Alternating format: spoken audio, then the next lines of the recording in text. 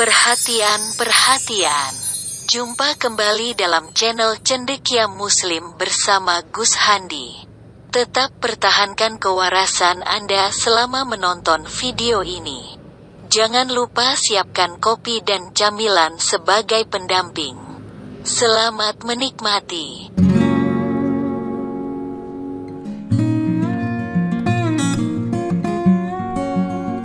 Assalamualaikum warahmatullahi wabarakatuh.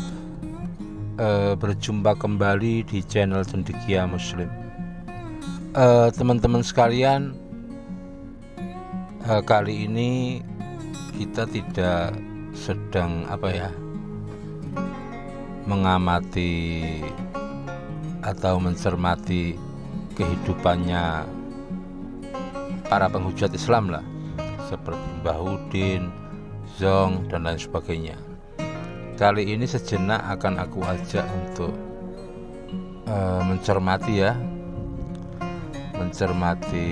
satu argumentasi ya. Kita coba untuk sesekali bicara soal keilmuan begitu, yaitu soal apa yang disampaikan oleh tokoh besar kekristenan lah, yaitu siapa lagi kalau bukan Bambang Nursena ya. Kali ini kita akan menganalisa apa argumentasi Bambang Nursena. Kali ini yang menjadi tema yang akan kita analisis adalah soal hukum perceraian. Beberapa waktu yang lalu di channelnya Martinus Lior atau siapa gitu, Bambang Nursena ini dimintai pendapat atau diberikan pertanyaan oleh Martinus terkait bagaimana pandangan Kristen tentang adanya para pemeluk agama Kristen yang ternyata juga melakukan perceraian. Apakah itu bertentangan dengan Bible ataukah tidak? Itu yang menjadi pertanyaan dari Martinus. Dan saat itu Bambang Nursena ya kembalilah, dia menjawabnya itu muter-muter begitu. Tetapi seperti apa lengkapnya potongan video jawaban dari Bambang Nursena, mari kita saksikan video berikut. Dalam praktek bergereja modern, mungkin pikiran ini atau pandangan ini tidak terlalu kuat mengikat gereja, karena buktinya ada banyak juga yang orang Kristen yang kawin cerai padahal mereka masih hidup, bukan karena mati. Nah, dan kasus-kasus perceraiannya juga bukan mengancam nyawa atau mengancam jiwa seperti yang diungkapkan oleh negara. Nah, pandangan Mas Bambang sendiri gimana? Iya, saya begini, kalau gini, satu pihak memang kita harus memandang bahwa Alkitab itu bukan hukum positif, artinya bukan undang-undang yang langsung siap terap. Alkitab itu sebetulnya kalau diistilahkan itu adalah ground norm, jadi norma dasar yang mendasari seluruh hukum positif, tetapi bukan hukum positif itu sendiri. Jadi saya kira ini berbeda pandangan ketika saudara Muslim memandang Quran itu sebagai sebuah perundang-undangan yang siap positif, siap terap ya. Oleh karena itu sebetulnya hukum itu kan harus dilakukan sesuai dengan konteks. Nah, sekarang kalau konteks Kristiani, kita ini menganut pemisahan agama dan negara. Karena Kristus mengatakan, berikanlah kepada Allah yang harus kamu berikan kepada Allah, dan kepada kaisar yang harus kamu berikan kepada kaisar. Roma pasal 12 bahwa pemerintah itu menyandang pedang, artinya dia memutuskan hukum untuk kebaikan kita. Maka kalau itu dilakukan selama demi kebaikan rakyatnya, kita harus dukung, kan begitu kan.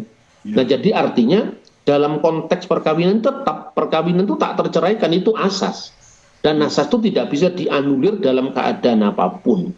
Tetapi pada pihak lain, ketika gereja menghadapi problematik perkawinan yang luar biasa, itu harus harus diseimbangkan antara apa yang terjadi atau dasein, ya, apa yang fakta yang sudah terjadi, dasolen. Nah, dasolennya tetap tidak boleh, artinya perceraian itu tetap tidak merupakan asas bagi kekristenan, karena asas kekristenan perkawinannya adalah tak terceraikan. Maka saya bisa mengutip misalnya kalau sikap gereja Katolik misalnya, ya, bahwa ketika terjadi pembatalan perkawinan, itu yang melakukan pembatalan tetap bukan gereja tapi negara. Ya. Jadi itu yang disebut anulasi perkawinan. Itu bukan suatu perceraian. Dan hal itu dilakukan gereja karena perkawinan yang telah dilakukan tadi dianggap tidak valid. Nah, tidak validnya perkawinan itu disebabkan karena mengandung salah satu dari 5 unsur yang seharusnya ada dalam perkawinan. Yang pertama adalah perkawinan harus seutuhnya. Ya. Yang kedua, perkawinan harus seumur hidup. Jadi kalau kawin kontrak berarti itu tidak valid karena tidak seumur hidup.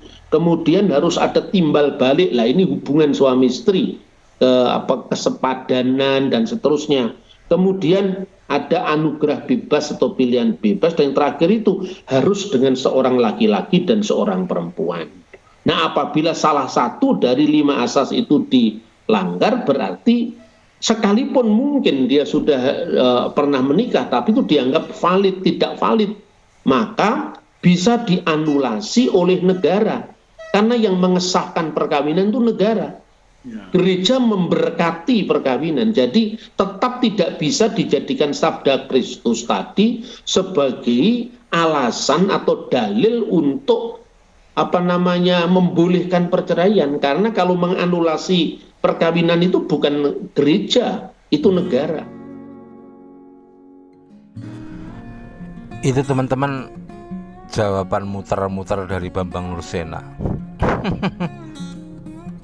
Jawaban muter-muter, tidak fokus pada apa yang ditanyakan, kemudian tidak ada satu kesimpulan yang pasti. Kesimpulan atau konklusinya itu bias begitu. Ya kalau aku memaklumi lah, kenapa jawabannya begitu muter-muter, kemudian kesimpulannya itu tidak jelas. Karena memang jawaban dari Bambang Nursena ini adalah sebuah pembenaran, ya, pembenaran atau dalam tanda kutip itu inkonsistensi terhadap apa yang sebenarnya menjadi ajaran dari Bible. Saat ini itu di kalangan gereja, ya, di ajaran gereja itu didengung-dengungkan, ya, diajarkan begitu kuat bahwa perceraian itu sesuatu yang dilarang oleh Tuhan, begitu. Sesuatu yang dilarang oleh Tuhan, karena apa yang dipersatukan oleh Tuhan itu tidak boleh dipisahkan oleh manusia. Dan sebenarnya ajaran kekristenan ini bertentangan dengan isi kitab suci yang mereka yakini sendiri, yaitu Bible. Karena kalau kita lihat baik di perjanjian Lama maupun perjanjian baru itu tidak ada satupun ayat yang melarang dengan tegas tentang perceraian.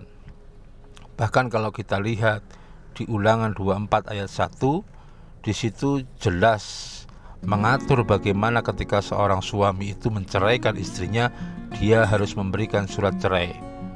Hal yang senada juga kita lihat di Matius 5 ayat 31 dan 32 tentang kewajiban untuk memberikan surat cerai kepada istri yang dicerai. Dengan kata lain, sebenarnya Bible itu pun tidak melarang perceraian, atau dengan kata lain tidak menutup adanya opsi perceraian. Dan sebenarnya yang mengingkari isi Bible ini adalah ajaran gereja. Sebenarnya apa yang disampaikan kitab suci, baik Bible maupun Al-Quran, itu sebenarnya himbauan untuk tidak bercerai, bukan menutup peluang orang untuk bercerai. Jadi maklum sekali kalau jawabannya itu kemudian muter-muter kayak gitu. Dan itu memang kebiasaan dari Bambang Nursena. Ketika ditanya sesuatu itu muter-muter dengan bahasa yang ilmiah, intelek begitu, tapi konklusinya selalu bias begitu. Kemudian kalau dalam Islam itu seperti apa? Dalam Islam itu simpel ya. Pernikahan itu adalah satu akad yang agung, misalkan ghalidhan, akad yang berdimensi ibadah. Tetapi sebagaimana sebuah akad itu tentu ada opsi dari salah satu pihak untuk meminta pembatalan akad itu atau melepaskan dirilah, bahasa sederhananya. Dalam Islam itu talak itu sesuatu yang halal tetapi sangat dibenci oleh Allah. Itu sebagaimana sabda Rasulullah Shallallahu Alaihi Wasallam, ada hadisnya, nanti teman-teman bisa dicari. Demikian juga seruan moral untuk tidak bercerai itu dalam sebuah hadis Nabi itu disampaikan ya, kalau ada seorang perempuan itu meminta cerai kepada suaminya dalam tanda kutip itu tanpa dasar yang jelas, itu dia haram mendapatkan bau surga. Jadi sebenarnya seruan moral untuk tidak segampang itu memilih opsi perceraian itu sudah ada di Al-Quran, ada di ajaran Islam, baik di Al-Quran maupun hadis.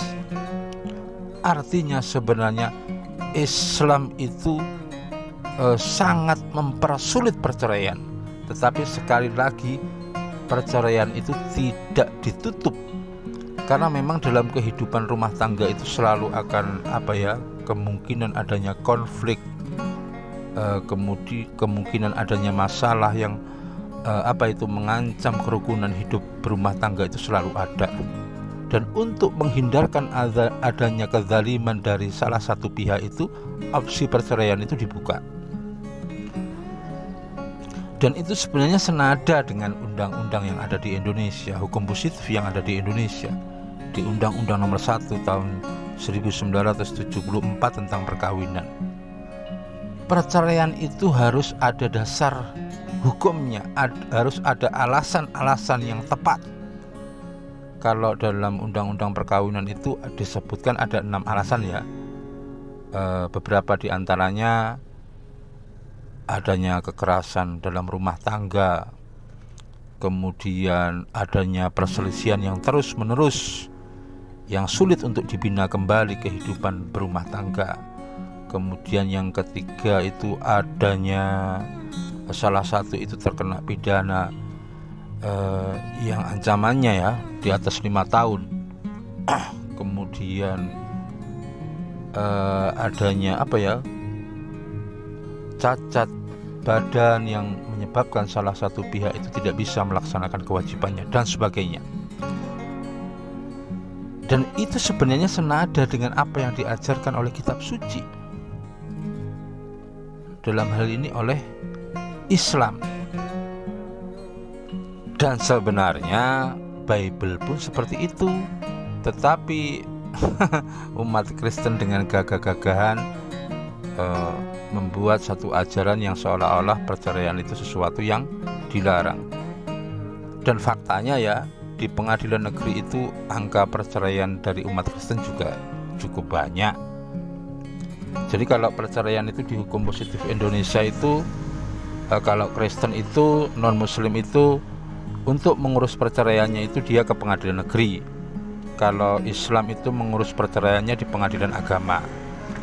Dan khusus bagi orang Islam itu, dasar-dasar perceraian itu selain diatur di Undang-Undang Perkawinan itu juga ada di KHI, ditambah 2 alasan, yaitu melanggar sikot talak, kemudian yang kedua itu murtad. Intinya sebenarnya kalau kita lihat sekarang, sebenarnya apa yang diajarkan Islam itu lebih aplikatif, lebih rasional, lebih relevan untuk diterapkan di Indonesia. Dan ini ternyata juga sudah diatur di hukum positif Indonesia. Dan faktanya satu kasus yang menjadi perhatian publik saat itu adalah Ahok ya. Ahok sebagai pemuka agama Kristen yang begitu disanjung-sanjung itu mengejutkan banyak pihak, karena ternyata dia pun saat itu ya di tahun sekitar 2020 kalau nggak salah atau 2018 lah, aku lupa, dia juga mengajukan cerai, gugatan cerai kepada istrinya. Dan saat itu banyak kolega Ahok, para pendeta yang kemudian mendatangi Ahok. Ahok itu jawabannya simple, carikan satu ayat yang dalam Kristen itu melarang perceraian. Dan ternyata tidak ada. Itu teman-teman yang bisa aku sampaikan. Sebenarnya ajaran Islam itu lebih aplikatif, dan telah terbukti bahwa di Indonesia itu aplikasi ajaran Islam itu lebih bisa kita buktikan daripada ajaran Kristen. Itu aja teman-teman, semoga bermanfaat. Assalamualaikum warahmatullahi wabarakatuh.